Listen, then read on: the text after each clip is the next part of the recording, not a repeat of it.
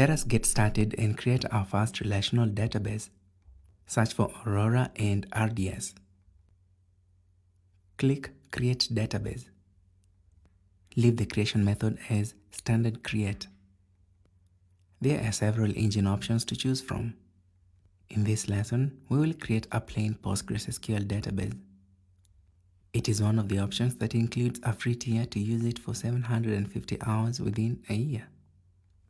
This is perfect for our learning purposes. Leave the engine version as selected. Under Templates, make sure to pick Free Tier. As a result, we will have a single AZ deployment.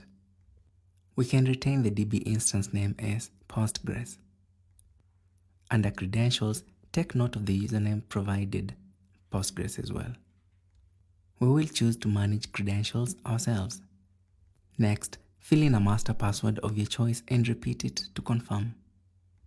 Retain the instance configuration chosen as it is free tier eligible. Retain the storage settings as well. Under Connectivity, scroll to select Yes for public access since we will connect to it from our local machines in this course. You may also choose to deploy this database in a preferred AZ within your region. Leave the rest of the options as they are. We will use password authentication to connect to our database. Scroll down to the Create Database button. Click Create Database. I will pause the recording now and return when this has completed.